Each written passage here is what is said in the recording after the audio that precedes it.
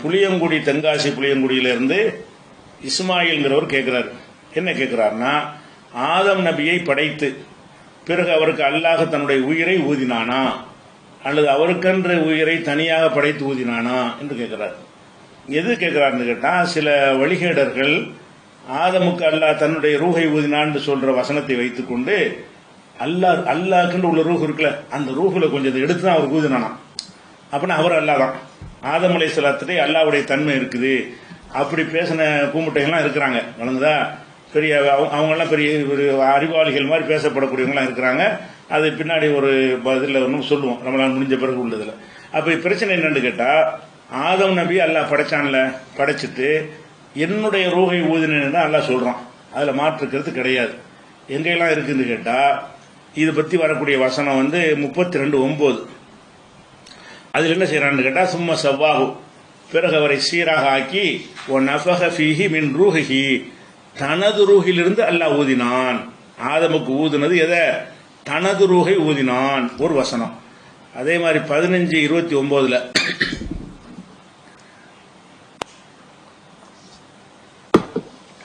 ஃபைதா சவ்வைத்துஹு, படைக்க முந்தி அல்லாஹ் சொல்றான். ஆதம் அலைஹிஸ்ஸலாத்தை படைக்க முந்தி மலக்குமார்கள்ட்ட அல்லாஹ் சொல்றான், ஃபைதா சவ்வைத்துஹு, அவரை நான் படைத்து நஃபக்து ஃபீஹி மின் ரூஹி, என்னுடைய ரூஹை நான் அவருக்கு ஊதும் பொழுது ஃபகவுலஹு சாஜிதீன், அவருக்கு சரிதாவுடன் நீங்க விழுந்து விடுங்கள் என்று அல்லாஹ் முன்னாடியே கட்டளையிட்டு வச்சிருந்தான். 15:29.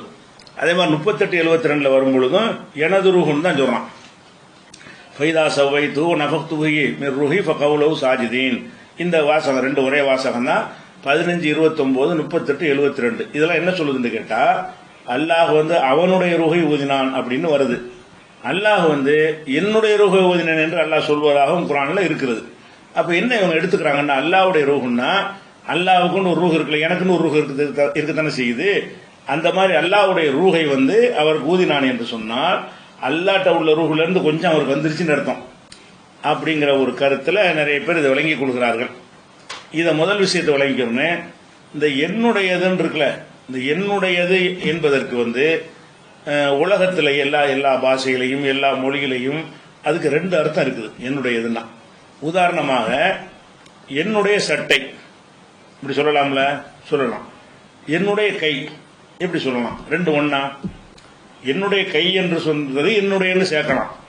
சட்டை இருக்குல்ல, இது என்னுடைய சட்டை, நான் தான் காசு கொடுத்து வாங்கியிருக்கிறேன், அதனால நான் அணிஞ்சிருக்கிறேன், என்னுடைய சட்டைன்னு நான் சொல்றேன். அப்ப என்னுடைய சட்டை என்னுடைய கை இந்த ரெண்டு சொல்ல எடுத்துக்கிட்டீங்கன்னா ரெண்டுலையுமே என்னுடையதுன்னு இருக்கிறது. ஆனால் இந்த இதுக்கு என்ன அர்த்தம்னா, என்னுடையதுன்னா என்னுடைய அங்கமா, இது இந்த சட்டை என்னுடைய உறுப்பா, எண்ணில் ஒரு பகுதியா, இந்த சட்டையை கரெக்டா எனக்கு வலிக்குமா? அப்ப இல்ல, அது கை என்னது? என்னுடைய அங்கம். என்னுடைய கை, அதாவது என்னுடைய என்பதை எனக்கு சொந்தமானது என்கிற அர்த்தத்திலும் சொல்லுவோம், என்னிடமே உள்ளது என்ற அர்த்தத்திலையும் சொல்லுவோம். நல்ல விளங்கிக்கணும். ஒரு ஆட்டை கூட என்னுடைய ஆடுமோ. என்னுடைய ஆடுன்னு என்ன அர்த்தம்? எனக்குள்ள அந்த ஆடு இருக்குதா, அதை காசு கொடுத்து நான் வாங்கியிருக்கிறேன்னு அர்த்தம். ஆடு வீடு கடை என்னுடைய கடைன்னு சொல்லுவோம். கடையை என்னுள்ளே உட்காந்துட்டு இருக்கு கடை, அப்படி கிடையாது. என்னுடைய பேனா, என்னுடைய சட்டை அப்படின்னு சொன்னா அதுக்கு அர்த்தம் வேற. என்னுடைய மூக்கு, என்னுடைய கண்ணு, என்னுடைய வாயின்னு அர்த்தம் வேற.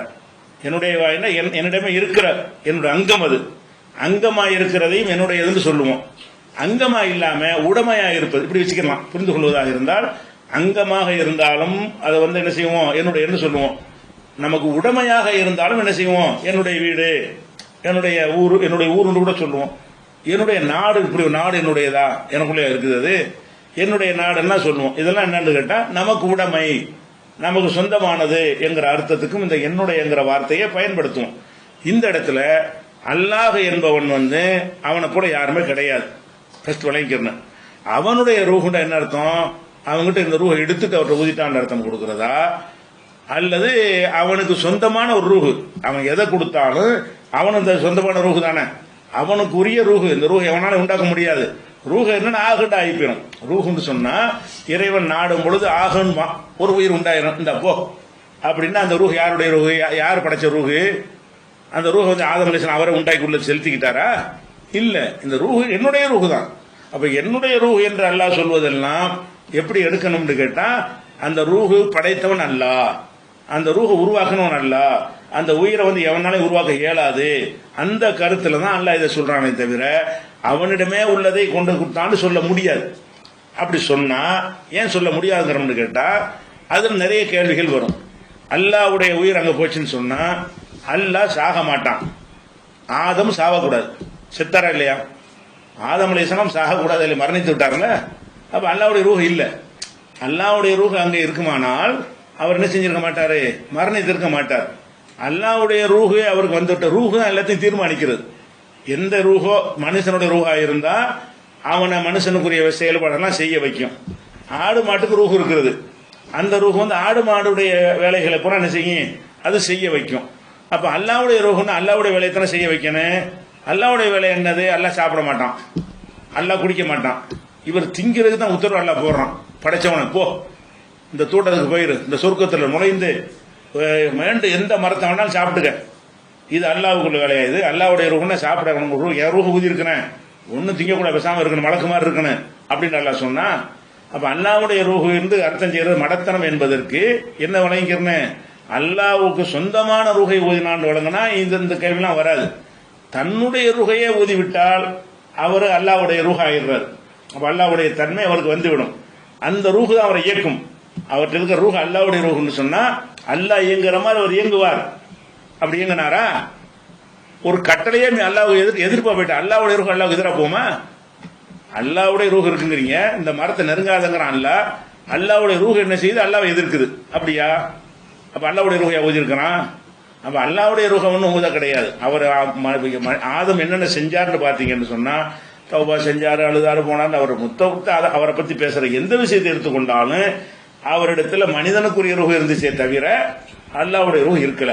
ஒரு பேச்சுக்கு உங்களுக்கு வாதத்துக்கு அல்லாஹ்வுடைய ரூஹ் ஊதிட்டான்ல, அல்லாஹ்வுடைய ரூஹ் ஊதிவிட்டால் எனக்கு அல்லாஹ்வுடைய ரூஹ் தான் இருக்குது, அவருக்குள்ள தானே அல்லாஹ்வுடைய ரூஹ் ஊதிவிட்டான்னு ஒத்துக்கிட்டீங்கன்னு சொன்னா அவருக்கு பிறந்த பிள்ளைகளுக்கு என்ன ரூஹ் இருக்கு? அல்லாஹ்வுடைய ரூஹ் தான். உங்க கருத்துப்படி அதுவும் அல்லாஹ்வுடைய ரூஹா? இப்ப எனக்கு இருக்கிற ரூஹ் அல்லாஹ், நான் அவருடைய பேரன் தானே. அப்ப எனக்கு அல்லாஹ்வுடைய ரூஹா, உங்களுக்கு அல்லாஹ்வுடைய ரூஹா? அப்ப அல்லாஹ் அவர் மனுஷனுடைய ரூஹ்னு வச்சுக்கிட்டீங்கன்னா அழகா மேட்ச் ஆகுது. ஆதமுக்கு இருந்து மனுஷன் ரூஹு, எனக்கு வந்துருச்சு, இந்த மனுஷன் ரூஹ் இருக்குது, இது கரெக்டா இருக்குது. அப்ப இந்த என்னுடைய ரூஹ ஊதினங்கிறதுக்கு இந்த மாதிரி கிறுக்குத்தனமான அர்த்தம் கொடுத்து அது வந்து அதனாலதான் அந்த அல்லாஹ்வுடைய ரூஹ் இருந்தனால சஜிதா செய்ய சொன்னானா. எப்படி? அல்லாஹ்வுடைய ரூஹு அவர்கிட்ட ஊதுனதுனாலதான் என் ரூஹ் அங்க இருக்கு பார்த்தீங்களா, அதனால சஜிதா, அந்த சஜிதா செய்யுங்கிற வாசகத்தை வைத்துக் கொண்டு பயங்கரமா சிந்திச்சு கண்டுபிடிக்கிறாங்க. சஜிதா என்ன பணிகிறது? எதுக்கு பணிகிறது? அங்க பணிகிறது காரணம் சொல்லியாச்சு. என்ன காரணம்? அல்ல மாதம் அல்ல அஸ்மா குல்லகா, அனைத்து பெயர்களையும் அல்லாஹ் கற்றுக் கொடுத்து விட்டு நீ சொல்லு பாப்போம், நீ சொல்லு பாப்போன்னு பரிச்சை வைக்கிறான். அவர் சொல்றாரு, இவங்க சொல்லல. இதுக்கு தான் படிய சொன்னது. எதுக்கு பண்ணி சொன்னது? உங்களுக்கு கொடுக்கப்படாத அறிவு அவருக்கு கொடுக்கப்பட்டிருக்குது, அவ்வளவுதானே தவிர அல்லாஹ்வுடைய ரூஹ்லாம் கிடையாது.